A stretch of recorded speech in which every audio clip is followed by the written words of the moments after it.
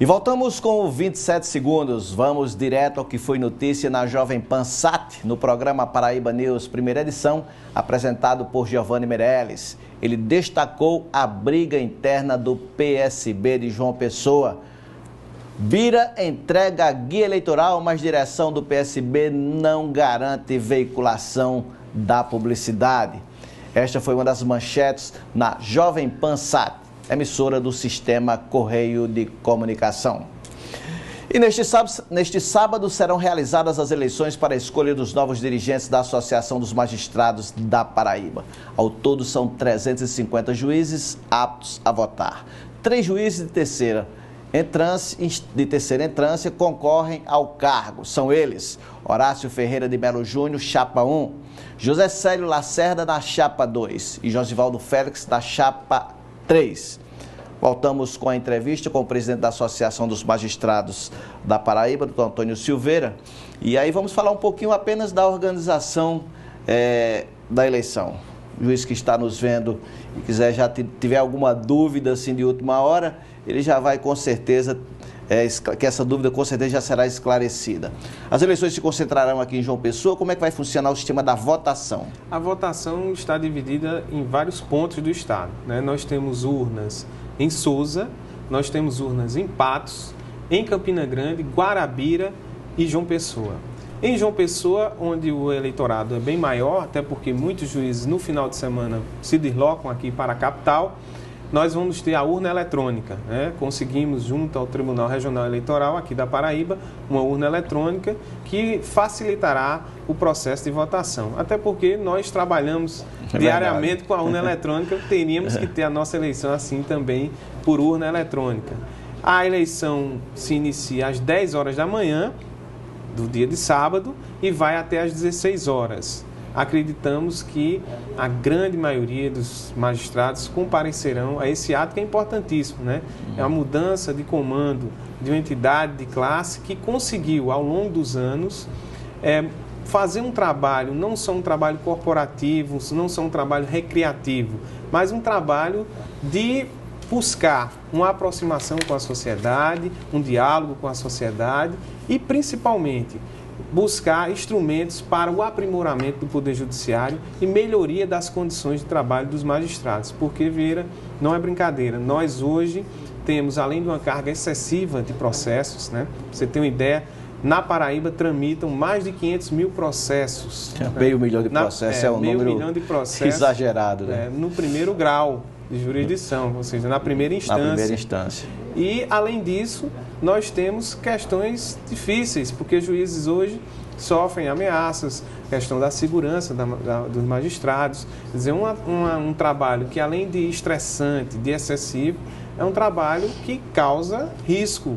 a alguns magistrados. Evidentemente, não todos, né? Mas aqueles magistrados que estão desenvolvendo atividades na área criminal, na área de combate ao crime organizado, na área de entorpecentes, né? Que tem crescido bastante, tanto não só na capital, mas como cidades metropolitanas, né? Região metropolitana, cidades do interior, grandes cidades como Campina Grande, como Guarabira, Patos. O índice de criminalidade tem aumentado e isso repercute no trabalho do juiz, sobretudo o juiz criminal que lida com entorpecentes. E a gente vai falar ainda um pouco de segurança, que está aqui no seu relatório, mas vamos pegar só mais um para a gente encerrar um pouco a questão das eleições. Você acha que horas mais ou menos teremos o resultado das eleições? 2 horas depois de encerrada a votação? Isso, 2 horas depois. A apuração será feita no lugar, por exemplo, Souza será feita no próprio local? Isso, e os dados serão transmitidos aqui para João Pessoa? Para ser a comissão eleitoral vai finalizar o resultado aqui ou não? Como é que isso vai acontecer? A comissão eleitoral, o presidente da comissão eleitoral é o desembargador João Benedito. Ele nomeou mais outros membros, né, no estado inteiro. São juntas receptoras e apuradoras, né? Então, em Campina Grande, em Souza, em Patos, em Guarabira, os juízes que desenvolverão esse trabalho, eles vão colher os votos e depois eles vão fazer a apuração dos votos, encaminhando por via eletrônica e por fax os boletins para que a totalização seja feita aqui na capital. Já que é uma urna eletrônica, encerrada a votação, a urna já dá o resultado, já faz a totalização. e a comissão eleitoral que está formada, presidida, como eu já disse, pelo desembargador João Benedito, fará a proclamação, a apuração e proclamação dos eleitos. Na resposta anterior, o senhor falou em 2 problemas cruciais. Primeiro, a questão do excesso de processos. É inviável, é praticamente impossível um juiz administrar ou ter na unidade que ele atua mais de 3.000 ações. Como é que isso vai funcionar? Tem que se nomear mais juízes? O que é que o Poder Judiciário tem que fazer, e isso já a curtíssimo prazo? Olha, não é uma solução única, né? Esse problema do excesso de processos na Justiça e o aumento crescente de demandas requer, primeiro, uma gestão eficiente do Poder Judiciário, que é isso que nós estamos lutando incansavelmente. E segundo, uma dose também de criatividade, né, do brasileiro e da própria administração da Justiça.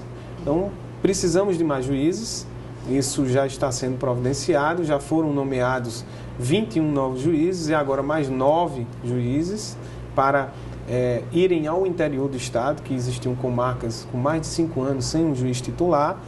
Nós temos um concurso também para servidores, que as nomeações estão em andamento. E aliado a isso, nós temos a necessidade do processo eletrônico, de buscar mais assessoria para o juiz, quer dizer, o juiz ele faz as audiências, coleta as provas, ele dá as decisões e faz as sentenças. Então é preciso que ele tenha uma estrutura de gabinete muito eficiente para que auxilie ele nesse processo, principalmente assessores. Então, além disso, há uma atuação institucional que precisa ser feita, né? E começou a ser feita aqui na Paraíba, acredito que tardiamente, que é essa de prevenção de litígios, né? Buscando aí os mutirões para a conciliação, buscando mutirões também para a solução daqueles processos mais urgentes e fazendo com que a Justiça chegue antes, né, de o processo começar a se desenvolver de maneira mais lenta, quer dizer, prevenindo a questão dos litígios e cobrando também das autoridades que fiscalizam as empresas, que fiscalizam o próprio Estado, de modo que evitem que se tenha esse tipo de demanda. Um exemplo, a questão da telefonia celular. Se a telefonia celular tiver um órgão regulador forte, que imponha multas, que suspenda os serviços, a Justiça ficaria para o último caso, como deve ser em qualquer situação. Quem vai recorrer à Justiça recorre em último caso. É preciso que os outros órgãos ajam primeiro para que a Justiça chegue depois. É verdade. Os mutirões têm sido uma boa, pelo menos assim, a curtíssimo prazo, uma boa solução. Tem funcionado? Tem funcionado. Não é a solução definitiva, né? Mas ela tem, de alguma maneira, impedido que a coisa se agrave. Então, hoje, a Justiça tem trabalhado com sistemas de mutirão, tanto na sexta como no sábado, né? Mutirões de final de semana, nos juizados especiais e em varas de família, em vara da fazenda, em várias cíveis também.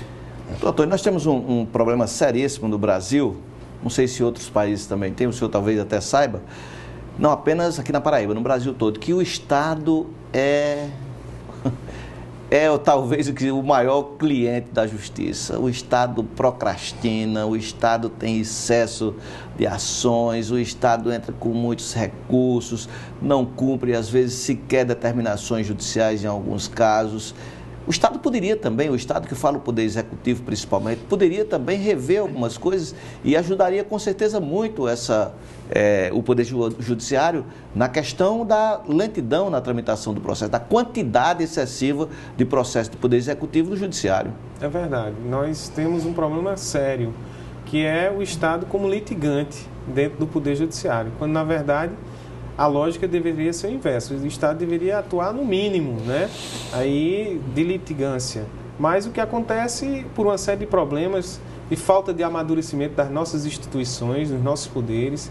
E aí eu volto à questão da democratização. Nossa democracia é uma democracia muito jovem ainda, que fragilizou esses poderes, né? De modo que planos econômicos, por exemplo, nós temos planos econômicos aí desde a década de 90, sendo ainda objeto de julgamento nos tribunais, porque eles geraram efeitos altamente nefastos, quer dizer, e que na época pensava-se que não ia se ter esse tipo de efeito, né? O plano Collor, o plano Bresser, até o próprio Plano Real trouxe uma série de problemas. Eu acho que a estabilidade econômica, mais democratização, fortalecimento das instituições, amadurecimento cívico do cidadão, dos brasileiros, vai fazer com que esse tipo de demanda ela diminua ao longo prazo, né? Em curto prazo nós vivemos um problema seríssimo.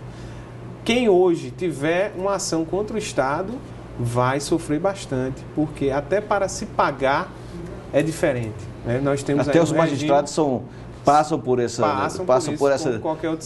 problema. Que entra no sistema dos precatórios. É verdade, né? Teve direitos negados, antigamente esses direitos foram reconhecidos na justiça, só que o pagamento transformado em precatório, anos e anos a fio para chegar, né? Exatamente. Então, mas o magistrado também sente isso na pele. O senhor falou também outro assunto que a gente vai esmiuçar mais um pouco, é a questão da segurança, né? Essa segurança que também é um problema que nacionalmente a magistratura tem se mobilizado, né, em relação a juízes. Tivemos o assassinato daquela juíza lá do Rio de Janeiro e temos outros juízes que têm proteção 24 horas da polícia. Esse também é um problema difícil de ser resolvido. Como é que a polícia pode colaborar, a segurança no fórum? Como é que a associação tratou nesse período que o senhor esteve à frente, esse problema que é realmente um problema grave? Essa foi uma das principais preocupações da associação, principalmente pelo fato de alguns juízes na Paraíba terem sofrido ameaças, né? E quando observamos, a estrutura para atender esse tipo de problema era uma estrutura muito deficitária. O Conselho Nacional de Justiça deu um passo importante, determinando que os tribunais montassem nas suas administrações um comitê de segurança permanente, e isso foi importante porque fez com que o diálogo entre o Poder Judiciário e a Secretaria de Segurança, os órgãos de segurança de um modo geral, Polícia Militar, Polícia Civil, Polícia Federal, pudesse haver um estreitamento dessa comunicação. De modo que hoje nós conseguimos, através da associação e do próprio Conselho Nacional de Justiça, ter hoje um comitê de segurança. A Associação dos Magistrados tem um assento permanente nesse comitê, várias ações foram desenvolvidas, um plano de segurança foi montado, estudos de inteligência para identificar áreas de risco foram realizados, proteção policial para magistrados em risco foi realizado também, foi efetivado. Então, nós conseguimos aí, com relação à segurança, estabelecer o mínimo, né? É preciso agora que o tribunal avance mais, por exemplo, na questão do acesso, né? Nós estamos num mundo em que é necessário se identificar para ter acesso a prédios públicos, até porque já surgiram casos, tanto na Paraíba como fora, de pessoas que atentaram contra a vida de outras dentro de um fórum, né? Numa audiência, por exemplo. Então, nós precisamos melhorar o acesso aos órgãos de modo que as pessoas sejam identificadas, que haja câmera de segurança, que haja detector de metal, não só nos fóruns da capital em grandes cidades, mas em todos os fóruns da Paraíba, e acreditamos que o tribunal vai fazer isso, já iniciou um processo de licitação nesse sentido.